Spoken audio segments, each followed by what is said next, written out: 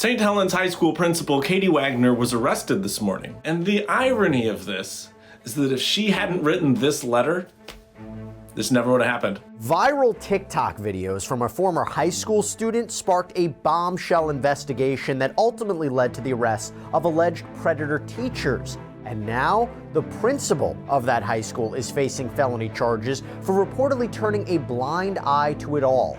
I'm going to talk with renowned predator catcher Chris Hansen as we dive into this latest development in the story. Welcome to Sidebar, presented by Law&Crime. I'm Jesse Weber. All right, we have to talk about the fact that a principal of an Oregon high school has just been indicted by a grand jury after being accused of failing to protect her students from alleged predators. We're talking about Katy Wagner, the principal of St. Helens High School, now facing multiple criminal charges stemming from her alleged role in allowing the abuse to continue essentially unchecked, even after school officials were made aware of the allegations. Now, if you say this, why does this sound familiar? It's because we first told you about this story here on Sidebar just a couple of weeks ago. Two former teachers at the school were arrested. 46-year-old Eric Stearns, 64-year-old Mark Collins. They were arrested for allegedly sexually abusing students. And it was all sparked by a series of TikTok videos that were uploaded by a former St. Helens High School student, Doug Weaver. I made a video about some of my experiences at this high school 20 years ago, and I talked about how this school has a history of protecting predators. And when that happened, I had so many people send me messages about this guy. And I'm a mandated reporter. If you tell me about the abuse of a minor, I'm going to report it. So I did. And the next day, I got a call back from Detectives Edwards and Smith. And they asked me not to post about Stearns until they finished their investigation. And then soon after, Weaver got an influx of messages pointing the finger at Stearns and Collins, who were both arrested after a major investigation. On November 12th, both Stearns and Collins were arrested on multiple charges of sexual abuse. Stearns was charged with abusing 6 girls between 2015 and 2024. Collins is accused of abusing 3 students from 2017 to 2023. And in Doug Weaver's TikTok videos, he actually revealed that the principal we're talking about, Katy Wagner, criticized him for bringing up what she referred to as past issues regarding these two teachers. And remember, this was before they were arrested. When I made that first video, the principal of this high school criticized me for revisiting past issues that have been addressed. But clearly, the predatory behavior of teachers at this school district has not been addressed. And she said that they take the safety of students very seriously and investigate all allegations brought to their attention. I don't believe that, because I have reason to believe that a lot of these allegations had been brought to her attention and that she did not investigate them. And it turns out, from what we know in this recent indictment, Weaver might be right. Wagner's indictment, which was filed last week, alleges that Wagner's actions, or maybe I should say lack thereof, created a situation where vulnerable students were at risk of sexual harm, a violation of her duty as an educator and administrator. And the charges against Wagner allege she, quote, unlawfully and knowingly withheld necessary and adequate physical care from her students by failing to report the abuse, and that is required by Oregon state law. Now, the indictment also states that she, quote, consciously disregarded the fact that the violation created a risk of the commission of a sex crime against a vulnerable person. Hey, so I want to quickly thank Upside for sponsoring this episode of Sidebar. They help us to bring this story to you. And here's the kicker. They still have a special Black Friday promotion going on. And Upside's great if you don't know what it is. It's a free app that gets you cash back on daily essentials like gas, groceries, food. So when I pump my gas or I go to lunch, I can use the free Upside app to potentially get cash back. Real cash back, money that appears in your Upside app that you can transfer right into your bank account. So once you have the Upside app, you claim an offer for whatever you're buying on Upside. You pay as usual using a debit or credit card. You follow the steps on the app and you get paid. And you can use Upside at all different kinds of places, convenience stores, restaurants, gas stations. Here's the Black Friday kicker I mentioned. If you download Upside right now by clicking the link in the description and use code BF10, you get a $10 bonus on your first purchase. This is a Black Friday special, one time only. $10 cashback bonus on your first purchase with our special code BF10. Okay, but back to this. So right now, Wagner is charged with 2 felony counts of first-degree criminal mischief, 2 misdemeanor counts of official misconduct in the first degree, and 2 additional misdemeanor charges of official misconduct in the second degree. She entered a not guilty plea last week after she turned herself in. Her bail was set at $55,000, and as part of her release conditions, she's not allowed to have any contact with Stearns and Collins. And she also can't have any contact with the alleged victims in this case or their families. By the way, she's also not allowed to be employed in an education setting or any sort of job where she's required to be a mandatory reporter. She's due back in court in January. There's a lot to break down here. And to do that, I want to bring back in friend of the show, renowned predator catcher Chris Hansen, host of Takedown on TruBlu and Predators I've Caught with Chris Hansen. Chris, so good to see you again. Before we get started, you actually anticipated my first question to you. Have you ever seen a principal being held criminally responsible? No, I have not. But I also have never seen a principal who let this slide for so many years, despite the complaints, categorizing this as past incidents. I mean, come on. These were verifiable complaints, and it didn't get acted upon until, some of the victims and the parents started squawking on social media, on TikTok. Law enforcement, when it found out, seems to have proceeded diligently and done the right thing. But where was this principal? This is a job where you are entrusted with the safety and security of all of the students. And if you know and refer to this as past incidents, come on. I think this is a landmark case. I think it's exactly what the authorities in Oregon should have done, and it will set an example and get people's attention to never let this happen again. But the fact that I've never seen this before, this sort of prosecution, also speaks to the fact that I've never seen a case like this where a principal let this slide for so long. So that's just as surprising, or as unique, rather, as the prosecution itself. This might be the first time I've seen criminal charges against a principal like this, not the first time that I've seen a school district being held responsible. Yes. And it makes me wonder, what could be the explanation? Why, taking the allegations is true, why would she not report it? I didn't think it was happening. I was trying to protect maybe the alleged predators here. What explanations would make sense? To me, what makes sense is complacency. I don't see any evidence here that there was a conspiracy with the teachers facing these allegations, or there was any kind of a cabal that involved the principal. What I do think could have happened is that these two teachers had been engaging in this behavior for a decade and maybe had a way of intimidating the principal, who might have been younger than them, might have been able to convince her that, these are bad actors, these students are just trying to get us. Something happened there, but I don't see, a conspiracy where she was actively taking part in the sexual exploitation of students. I see complacency, I see not being aware of the situation and not taking these allegations seriously enough. You know what's really bad for her? Apparently, a former assistant principal at the school, who's not there anymore, testified in front of the grand jury. What do you think the former assistant principal had to say? Well, I would have to guess, and an educated guess would be that they saw something firsthand. That's why you're brought in front of the grand jury, as you know. And there must have been something that was important that assistant principal saw that led to the criminal charges against the principal. I mean, that assistant principal would have had a front row view of exactly what was going on. I think it was only her and then a detective who testified in front of the grand jury. You don't need a full That's all you need, case. You only need, but I mean, that's pretty significant to get these charges. And Chris, I want to come back to you about what should have been done, but just give everybody kind of an idea of what we're talking about. The arrests of Stearns and Collins ignited outrage among students, parents, members of the St. Helens community, many of whom felt betrayed by the school's administration for allegedly ignoring or covering up this abuse.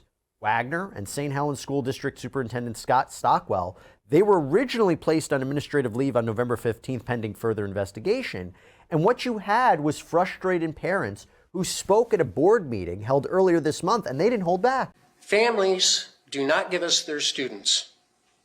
They do not give us their children. They give us their babies. It is a sacred trust, and we have a moral obligation to honor it with reverence. That trust has been broken. The district has significant work ahead to repair relationships and rebuild trust. And according to multiple students, they had reported Stearns and Collins to school officials as early as 2019, but their concerns were dismissed. Speaking at a school board meeting earlier this month, one student, now 17, said that Stearns had expressed inappropriate affection towards her when she was just 14 years old. As a vulnerable 14-year-old girl, I didn't find that it was weird that he'd hug me, kiss me on the head, and tell me that he loved me. And she said that when her mother complained to Principal Wagner, the principal refused to take action. even though the teacher's behavior made her uncomfortable. My mom specifically made complaints about Mr. Stearns putting his hand around my neck as a vocal exercise. That, too, went swept under the rug. Other students also shared stories of how they were allegedly targeted by Stearns and Collins. Many claimed that when they reported the misconduct to Wagner, their complaints were either ignored or minimized. Another student questioned how such abuse could have gone on for so long. Why haven't you done anything to protect our kids? Protect me. People like me who go to the high school don't want to be around pedophiles. And parents also came forward to voice their dismay at the district's handling of these allegations. Our teachers and staff used to be the ones we trusted our children with, and now they are the least trusted. We have a lot of work to turn this around and right the ship. And then you guys try to tell Doug to stop, bring up the past. It's not the past, it's still present. Our kids are still being victimized, and you guys are helping the criminals to victimize our children. Our kids are in danger and you're not doing something about it, then you are the danger. Chris, just your reaction to the outrage and also the idea of how it was allowed to fester, but also what should have been done? How do you handle these types of allegations? Well, the minute there's an allegation, it must be investigated right away. It's got to be reported to the higher-ups in the school system, and it's got to be reported immediately to law enforcement. Now, there are laws in place in most states where it says if an educator gets an allegation like this, a supervisor, like the principal here, they must report it. And at some point in the chain of command, it's got to get brought to law enforcement. And that didn't happen initially. It wasn't until this train was way down the tracks that this finally came to the attention of police. And you got to take this stuff seriously, because when you let it slide, look at what happened. These guys got away with it allegedly for a decade because nobody took the allegations seriously. And these kids had to live in fear of being targeted when they went to school every day. And what kind of an environment is that? It's horrible. Do you find it weird or odd or different that it's multiple alleged predator teachers, not just one, but multiple in the same area? And maybe I'm cynical because of what I see in Sure. our continuing investigations on TruBlu or Takedown and all these other stories I've done over the years. It doesn't surprise me that two predators would have some sort of alliance and perhaps try to cover each other. We see this in these various investigations. You know, they'll team up. Or if you take the allegations as true, hey, if he's getting away with it, Yeah, maybe I could get away right. with it. And it incrementally, you know, what happens in some of these cases when you're looking at predators, they have a fantasy, they see a target.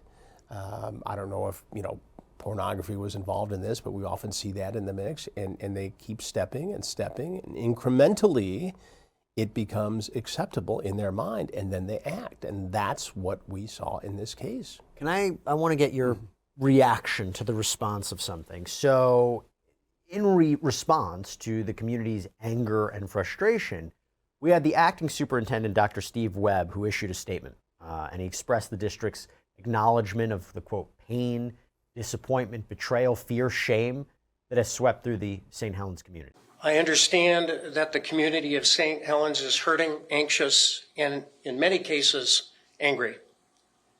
Many of you are outraged that the system failed to protect this community's children and that some adults allegedly failed to act when informed of misconduct.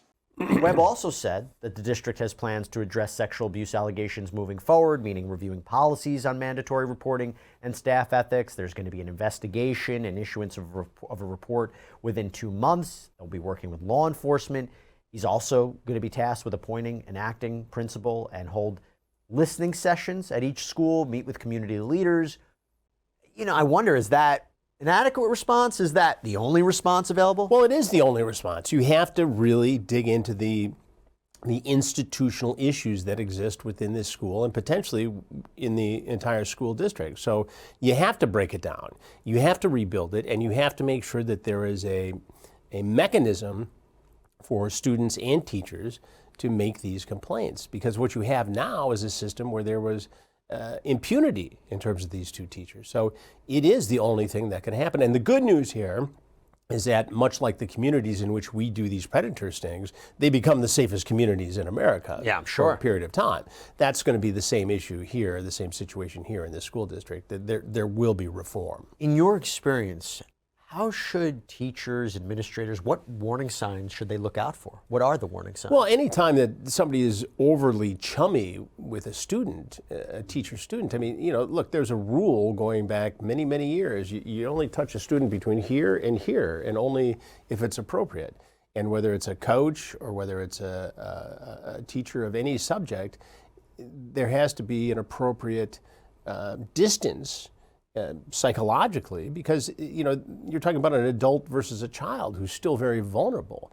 And yes, there are great teachers, we have all had them, who you might have become friendly with, or might even been your coach and helped you play a sport better. But a teacher has a unique responsibility in our society, and that is to engage, to teach, to inspire, but also to create an appropriate distance so this relationship does not get inappropriate. In your experience capturing predators like this, what are the challenges when they're teachers or members of a school district? Is it different? We've seen teachers on numerous occasions show up in our investigations, and they claim to me that they would never do this with a student, even though they have students the same age as the child they're coming to see to sexually exploit in our sting. I don't believe them when they say that, because I think given the opportunity, they would act upon it. Yeah. And I want to go back to something of the TikToker for a second. So this TikToker that we mentioned in the previous episode or before, Doug Weaver, seemed to play a pivotal role in getting this to law enforcement's attention. And he mentioned this email that Principal Wagner had sent out in which she said, "Re-traumatization and revisiting past issues that have been addressed makes it difficult to move forward in a positive direction at a school community." Knowing what we know now and what she's charged with, what do you make of that statement? I think they're trying to sweep it under the rug. I mean, they were trying to do the most expeditious thing possible and make it go away and make it all better, but they weren't going to go after or take any disciplinary action against these teachers. They hadn't reported it to law enforcement. It is outrageous that this situation went on as long as it did. Yeah. And thankfully now, better people are in charge. Do you ever have the opportunity to speak to the parents or the victims themselves? And how do they recover from something like this? Well, it takes some time, and each case is very individually specific. I get letters all the time from listeners of the podcast, Predators I've Caught, and there are all the time people who say, "This happened to me, thank you for doing this work," and through therapy and embracing, justice in this case, I've been able to get through it. But I can't tell you how many times, Jesse, my wife and I will be out to dinner someplace and somebody say, "Hey, can I talk to you for a minute?" And they'll tell me the story about a teacher who acted inappropriately, about a situation in their own life, sometimes within the family. These are not always strangers, predators, and thanking for what we do, but also just making me aware of how important this work is and how many survivors and victims are out there.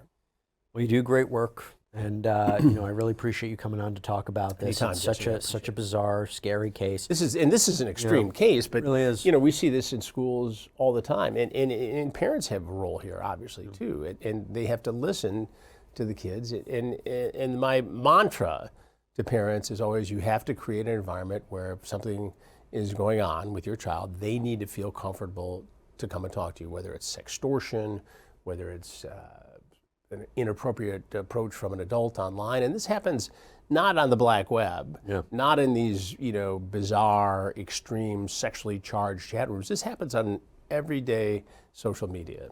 And it's totally unrelated, but it sometimes takes these extreme prosecutions, like the school shooting cases where you charge the parents. Yes. It takes sometimes like this to get people's attention and say, look, you cannot give a disturbed child a gun without any restrictions on it and feed his fantasy. Yeah. And you need to crack down. You can't let a school administrator, especially a principal in this case, who is the trusted leader of this school, they have a responsibility. And if they get an allegation like this, they must act. And I think they will from now on in Oregon. Shocking charges, shocking development. If you want a little more Chris Hansen, because who doesn't want a little bit more Chris Hansen? TruBlu, takedown on TruBlu, Predators I've Caught with Chris Hansen. And by the way, Chris, I don't think we ever say, what's your Twitter, what's your X handle? Where can it's everybody? At Chris Hansen on X. It's official Chris Hansen on Instagram. TikTok is Have a Seat with Chris Hansen. And that's about it. Love it. All right, Chris Hansen, good seeing you. Thank Thanks you, so much. Jesse. Appreciate it. All right, everybody, that's all we have for you right now here on Sidebar. Thank you so much for joining us. And as always, please subscribe on Apple Podcasts, Spotify, YouTube, wherever you get your podcasts. I'm Jesse Weber. Speak to you next time.